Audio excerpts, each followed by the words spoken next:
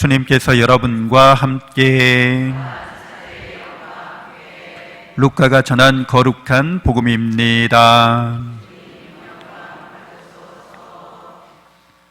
그때 몇몇 사람이 성전을 두고 그것이 아름다운 돌과 자원 예물로 꾸며졌다고 이야기하자 예수님께서 이르셨다. 너희가 보고 있는 저것들이 돌 하나도 다른 돌 위에 남아있지 않고 다 허물어질 때가 올 것이다. 그들이 예수님께 물었다. 스승님, 그러면 그런 일이 언제 일어나겠습니까? 또 그 일이 벌어지려고 할 때 어떤 표징이 나타나겠습니까? 예수님께서 이르셨다. 너희는 속는 일이 없도록 조심하여라. 많은 사람이 내 이름으로 와서 내가 그리스도다, 또 때가 가까웠다 하고 말할 것이다. 그들 뒤를 따라가지 마라. 그리고 너희는 전쟁과 반란이 일어났다는 소문을 듣더라도 무서워하지 마라. 그러한 일이 반드시 먼저 벌어지겠지만 그것이 바로 끝은 아니다. 이어서 그들에게 말씀하셨다. 민족과 민족이 맞서 일어나고 나라와 나라가 맞서 일어나며 큰 지진이 발생하고 곳곳에 기근과 전염병이 생길 것이다. 그리고 하늘에서는 무서운 일들과 큰 표징들이 일어날 것이다. 주님의 말씀입니다.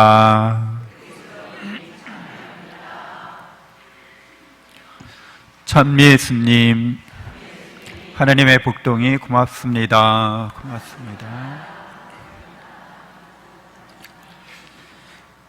네, 우리는 제1독서의 다니엘 예언서의 말씀을 듣게 되는데 이런 다니엘 예언서가 묵시문학이라는 그런 양식을 갖고 있어요. 묵시문학은 뭐냐면 성경에는 예언의 글이 있죠.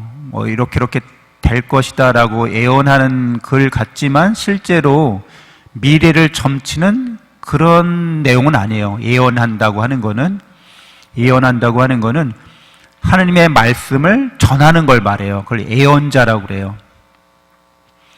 그래서 하나님의 말씀을 전하는 사람들이 예언자니까 하나님의 말씀은 진리의 말씀이잖아요. 그래서 어떻게 진리대로 살면 흥하고 진리를 따르지 않으면 망한다, 그런 내용입니다. 순천자 흥, 역천자 망 이라고 하잖아요. 우리 동양에서도 천리에 따르면 흥하지만 천리를 거스르면 망하게 된다, 그런 내용입니다. 그러니까 구체적으로 미래에 어떻게 될 거야 하고 점치는 책이 아니라는 거예요. 근데 개신교 사람들 중에는 이런 성경을 예언서로 잘못 해석하는 사람들이 많아요. 그래서 휴거가, 우리가 공중에 들어올림을 당하는 때가 세상 종말이 언제 어느 때다, 어느 장소에서 일어난다, 이런 사람들이 많아요. 다 성경을 잘못 알고 있는 겁니다. 그래서 성경에서 무슨 이렇게 미래에 대한 실마리를 찾으려고 하는 것은 잘못 찾는 것이고, 이 성경에서 찾아야 될 것은 진리의 말씀, 하느님의 말씀이 무엇인가를 찾으려고 해야 되는 거죠. 그래서 오늘 나오는 이 다니엘서의 말씀도 보면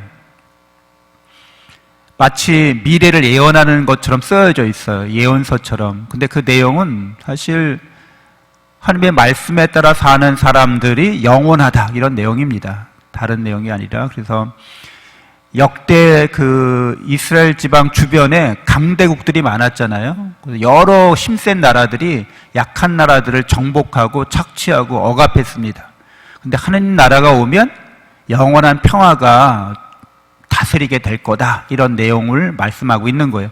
진리의 말씀인 거죠.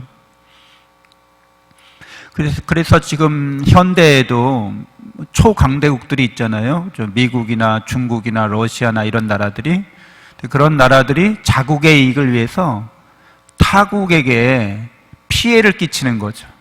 근데 이게 세상에 살아가는 방식이라는 거예요. 약육강식의 논리가 강대국들 사이에서 당연한 정의로 받아들여진다는 겁니다.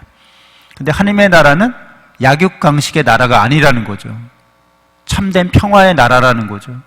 그래서 여러분들, 그리스도인들이 참된 평화를 누리고 있습니까? 라고 말한다면 아멘 이제 하셔야 되는 거죠.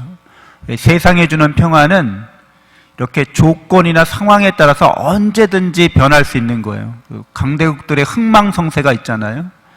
그래서 우리나라도 어떤 거예요? 중국 대륙에서 어떤 나라가 쓰는가에 따라서 이제 흥망성쇠가 그 제국의 흥망성쇠에 따라서 우리도 영향을 받을 수밖에 없는 거죠.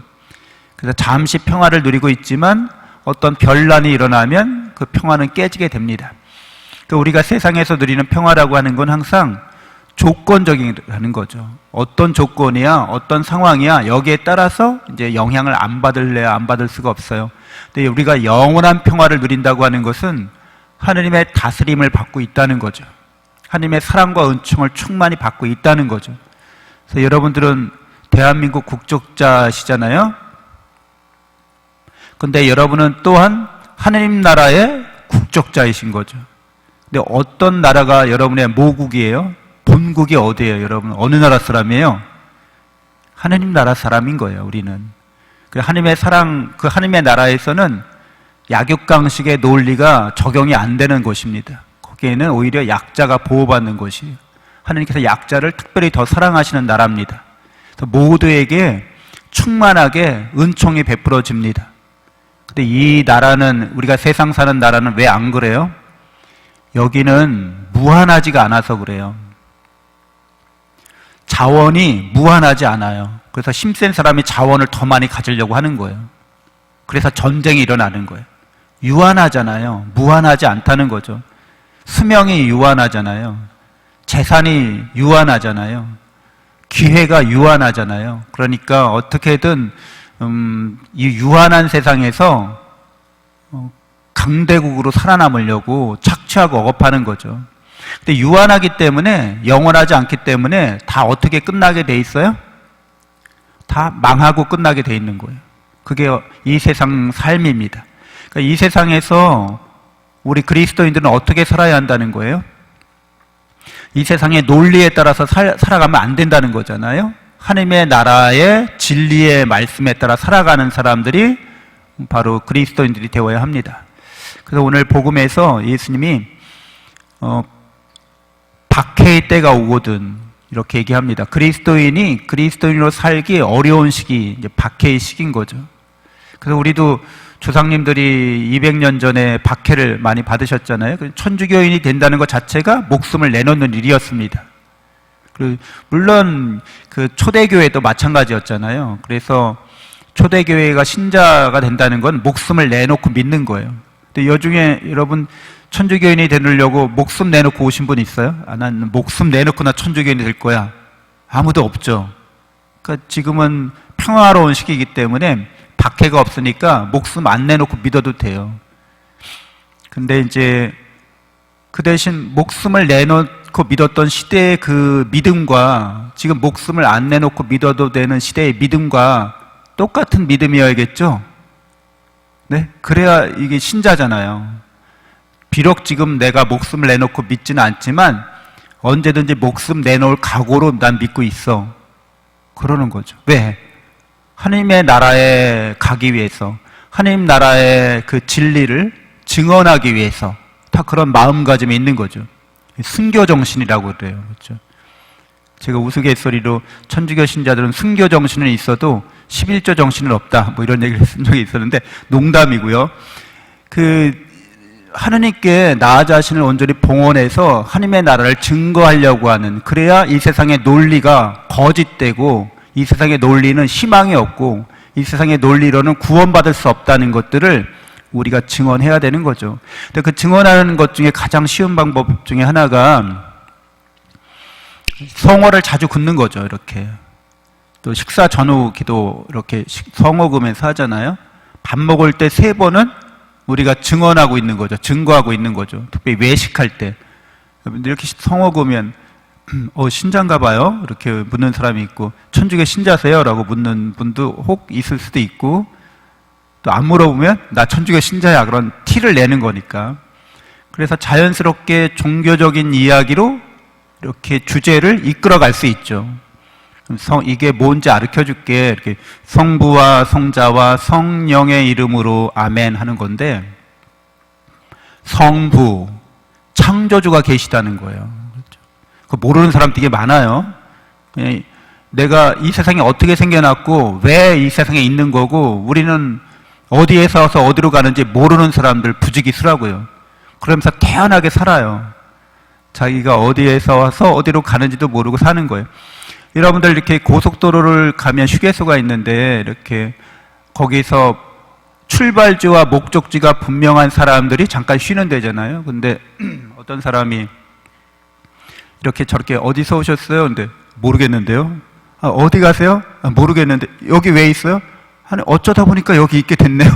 이 사람 당장 좀 치료가 필요한 사람이잖아요. 누구세요? 물어봤더니 모르겠는데요. 이렇게 누군지도 모르고 어디에서 왔는지도 모르고 어디로 가는지도 모르는 많은 사람들이 있어요. 성부와는 하느님께서 창조 주시고 우리에게 생명을 주시고 이 세상을 창조하신 분이어서 우리가 어디에서 와서 어디로 가는지를 무엇하는 사람들인지를 알려주신다는 거예요. 무엇하러 오셨어요? 하나님의 사랑을 배우고 익히고 실천해서 하나님 나라에 가서 살 사람답게 사는 연습을 하려고 온 거거든요. 그렇죠? 영원한 우리의 모국, 본국, 하나님 나라로 가기 위해서 여기서 연습하고 훈련하는 거예요. 그래서 유한한 거예요. 여기 무한한 하나님의 나라를 차지하고 그 나라를 통치하기 위해서 유한한 시간, 유한한 장소, 유한한 재능, 유한한 재산을 갖고 있다고요. 이걸 잘 활용하고 선용하라는 거예요. 진리에 맞게, 진실에 맞게 성자와 우리의 구원자라는 거예요. 우리를 죄로부터 구원하시는 분이 있다는 거예요. 죄로부터 구원받으라고 얘기해 줘야 돼요. 아, 난 죄 짓지 않았어. 난 전과가 없어. 난 깨끗한 사람이야. 그런 죄를 말하는 게 아니잖아요. 하느님을 사랑하지 않는 게 죄라는 걸 알려줘야 돼요. 그렇죠? 하느님보다 국가와 민족을 사랑하면 다른 국가와 민족에게 이렇게 해악을 끼친다는 거예요. 그게 죄라고 말해주는 거예요. 왜 그 사람들이 죄인이냐면 서로가 서로를 하느님의 사랑으로 사랑하지 않고 착취와 억압의 대상으로 삼기 때문에 그게 죄라는 거예요. 당신이 만약 당신의 가족을 다른 하느님보다 더 사랑하면 그 가족을 사랑하는 게 죄라고 말해주는 거예요. 이거를 정확하게 이야기해 주는 거예요. 그래서 죄로부터 구원받아야 된다는 거예요. 죄인은 천국에 못 간다는 거예요. 목적을 상실한 사람인 거죠. 주객이 전도된 사람인 거죠. 하느님의 사랑으로 자기 자신을 사랑하고 너의 이웃을 너 자신처럼 사랑하는 게 진리입니다. 그 이웃 국가와 민족을 자신의 민족과 국가처럼 사랑할 수 있어야 되는 거예요. 이웃의 가족을 나의 가족처럼 사랑할 수 있어야 되는 거예요. 근데 그렇게 사는 연습과 훈련이 유한한 이 세계에서 일어나야 한다는 거죠. 그래야 우리가 하나님 나라에 가서 그렇게 사는 거예요. 무한한 사랑과 은총이 있기 때문에 그 일은 어려운 일이 아닙니다. 근데 여기서는 어려워요. 쉬운 것 같으면서 어려워요. 내가 누군가에 따라 달라집니다. 성령으로 우리가 계속 하나님을 닮아간다는 거죠. 이게 우리의 희망이라는 거죠. 이 세상에는 희망이 없다는 거죠. 이 세상은 최상의 상태를 유지할 수가 없어요. 한 번 좋았다가 한 번 나빠지고 모든 게 이렇게 계속 좋아지리라는 법은 아예 없어요. 좋아졌다 나빠졌다 좋아졌다 나빠졌다 하다가 망하는 거예요. 그게 이제 세상의 일반적인 그런 역사적인 모습들입니다. 이것에서 한 번도 예외에서 벗어난 적이 없습니다. 다 좋아지다 나빠지다 하다가 망하고 끝. 거기에는 절망, 희망이 없음 이렇게 끝을 맺게 됩니다. 그래서 우리 그리스도인들이 어디 가서 성호라도 이렇게 잘 그으면 내가 순교 정신은 아니어도 복음을 전하고자 하는 그런 신자로서 다른 사람들에게 그런 증거자로서 역할을 수행할 수 있게 됩니다. 잠시 눈을 감고 묵상하겠습니다.